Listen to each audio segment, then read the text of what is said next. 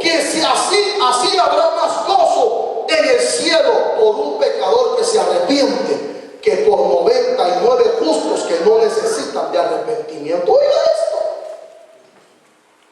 ¿Cuántos son pecadores aquí? No levanten la mano, por favor, no la levanten.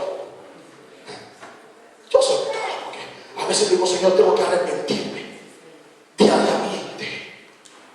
Pero dice que hay más gozo cuando un pecador se arrepiente que por 99 justos que no necesitan de arrepentimiento. Por eso es tan importante, hermano, venir al altar y decir, Señor, perdóname por qué obedezco a usted. Quizás usted insultó a su esposa, quizás usted venía molesto, quizás, hermano, usted venía enojado, o quizás usted venía triste, usted venía como venía, yo no sé, pero Dios sí sabe. Pero usted le puede decir, Señor, perdóname, dame de tu gozo, necesito de ese gozo, tu gozo me va a dar fortaleza, yo necesito del gozo tuyo, Señor, ayúdame, Padre. Denle un aplauso al Señor en esta noche.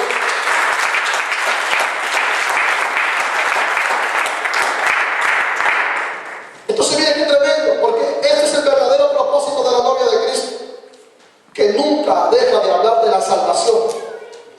¿Sabe por qué? Porque anhela sus galardones en el cielo.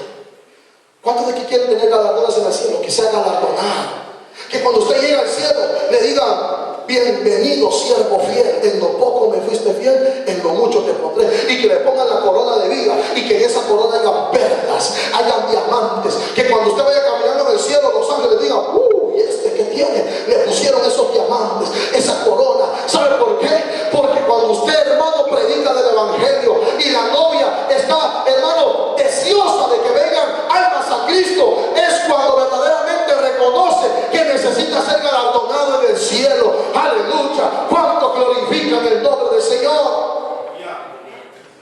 Dios tiene una novia victoriosa predicando el evangelio de Jesucristo. Mire qué tremendo. Pero ¿qué nos va a dar la victoria? El gozo del Señor. Porque si el gozo del Señor es nuestra fortaleza, vamos a tener fuerza para vencer todo obstáculo, hablando espiritualmente. Vamos a tener fuerza para clamar, vamos a tener fuerza para buscar a Dios. Venga lo que venga, tú vas a tener fuerza de parte del Espíritu Santo. Eclesiastés 9:7 dice, anda y come tu pan con gozo y bebe tu vino con alegre corazón, porque tus obras ya son agradables a Dios. Oigas, anda, come tu pan. ¿Cuántos comen el pan del Señor con gozo?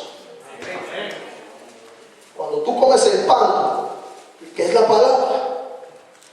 ¿Sabía usted que hace 2000 años en Belén significa casa de pan? En Belén, la casa de pan, se estaba cocinando el pan que iba a alimentar al mundo entero, que era Cristo.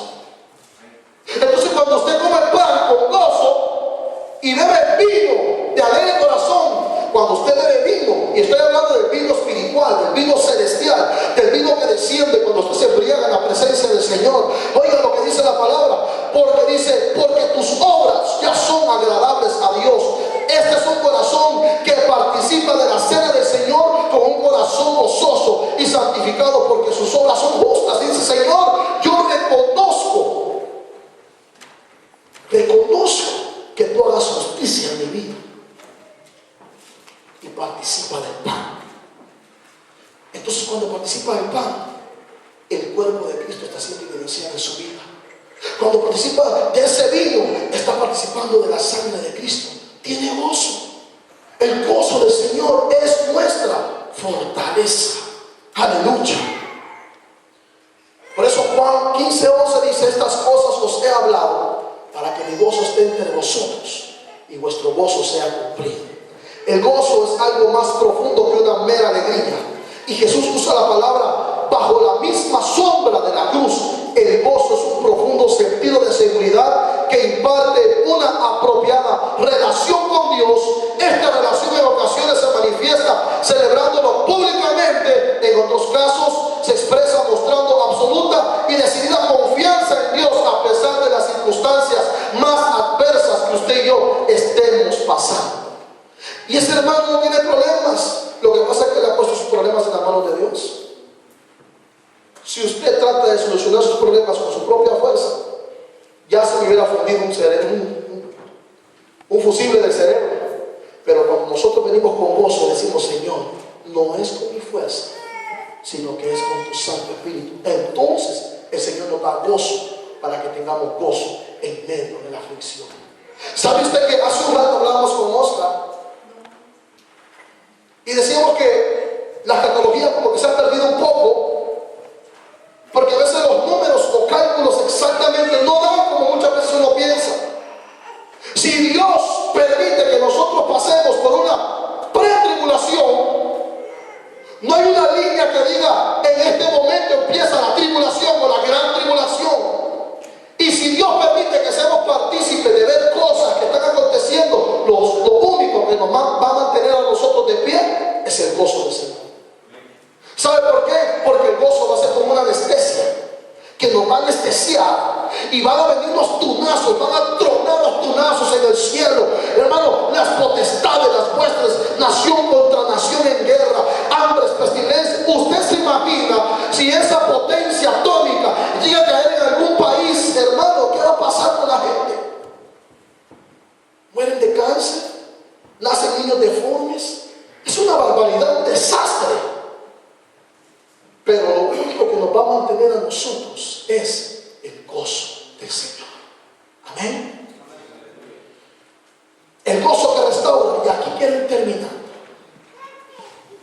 Por eso cuando el hermano cantaba: seguí tu caminar, Señor, ese canto me llena tanto de gozo. ¿Sabe por qué? Porque cuando nosotros estamos en el camino del Señor, vamos a ser atacados de una u otra manera. Pero cuando usted tiene un blanco que es Cristo, nadie te va a poder detener. ¿Cuántos dicen amén? Yo quiero que usted se ponga de pie en esta preciosa noche. Quizás, hermano, tú estás pasando por algún problema en tu vida, yo no lo sé. Quizás que sientes que las fuerzas ya no te dan. Quizás tienes problemas con tu esposo, con tu esposa, y piensas de que tu problema no tiene solución. Yo quiero decirte algo en esta noche. Yo quiero decirte algo en esta noche. Que el salmista David se encontraba de la misma manera que quizás tú te encuentras en esta noche. Quizás te encuentras en una circunstancia donde quieres dejar todo tirado, irte lejos donde nadie te vea, esconderte en un lugar donde nadie ponga sus ojos en ti, como Mefibosé, escondido por los temores de la vida, temor a fracasar, temor a poder pasar por lo mismo. Pero no, yo quiero decirte algo, de que el Señor tiene la palabra que tú necesitas. El salmista David pasó por un problema similar, donde todos quizás lo señalaban, donde su pecado siempre estaba delante de él, y dijo esta palabra, Salmo 51:8: háceme oír gozo y alegría. ¿Sabes qué es eso? Señor, yo quiero escuchar gozo y alegría. Esta amargura, esta tristeza me está consumiendo. Y se recrearán los huesos que has abatido. En otras palabras, su espíritu estaba abatido. Sentía que él no tenía fuerza para seguir adelante. Versículo 9 dice: esconde tu rostro de mis pecados y borra todas mis maldades. Y luego sigue diciendo: Señor, porque mi pecado está siempre delante de mí. Pero en el versículo 17 dice: los sacrificios de Jehová son el espíritu quebrantado, a un corazón contigo y humillado